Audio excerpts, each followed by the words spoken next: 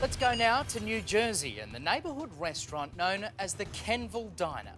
The owner, Steve Ezzedine, was loved by everyone, immigrating from Lebanon to New Jersey to provide for his family and live the American dream. But one Saturday morning, Steve was murdered.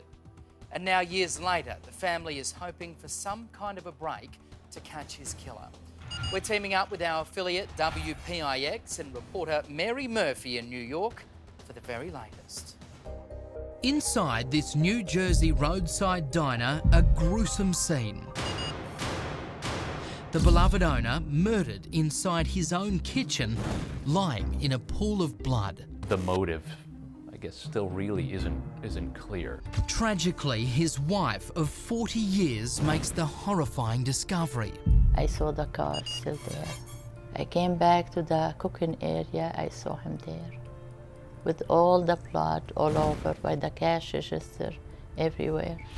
His name was Shafiq Ezzedine, but everyone just called him Steve, a hard-working, proud owner of a popular diner in Kenville, New Jersey, and a valuable part of the community.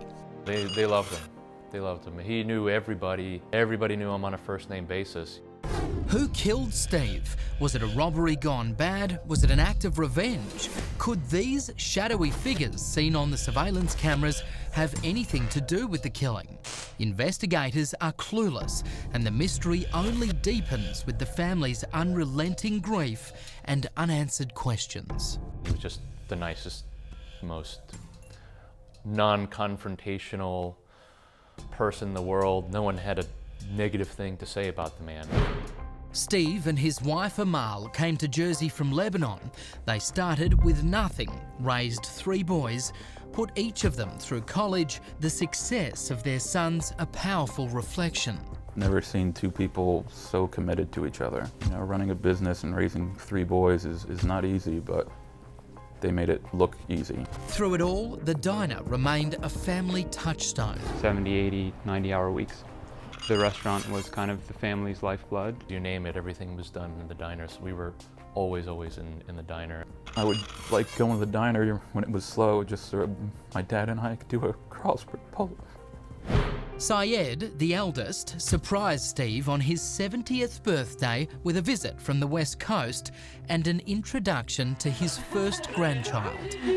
Youngest brother Waleed recalls the special moment. I remember the look on his face.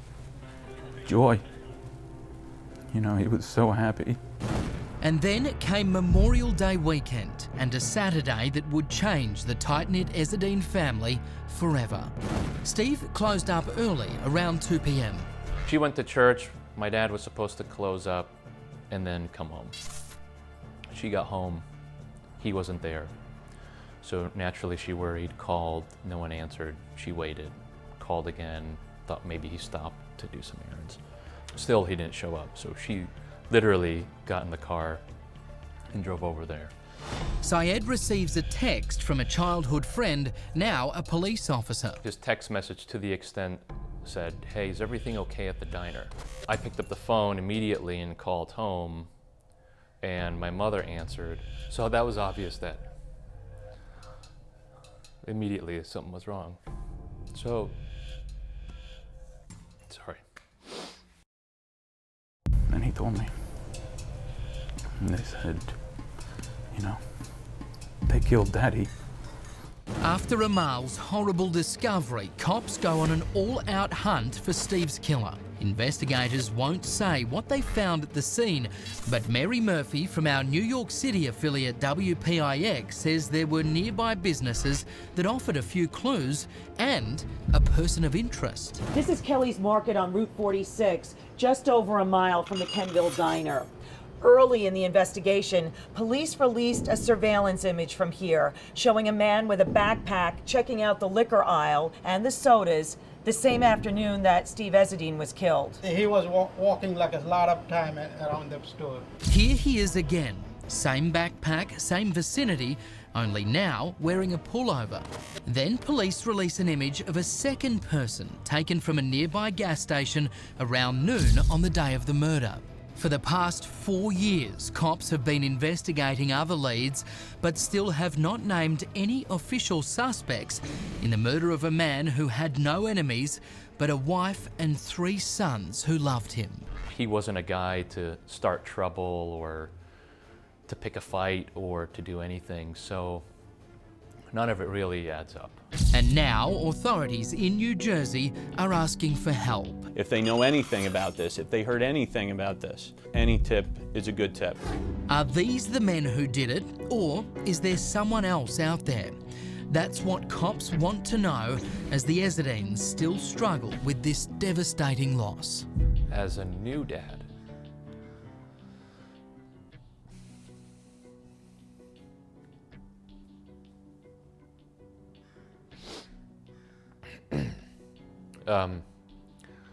it was nice to have somebody to talk to. He was my best friend. The prosecutor has made it his goal to catch the killer. Seems like this touched you, this case. Well, I mean, this is my job, but I'm a human. I think about his children and how successful they are and what this man was able to do since coming to this country. I've seen pictures of him smiling. I've seen pictures of him holding children.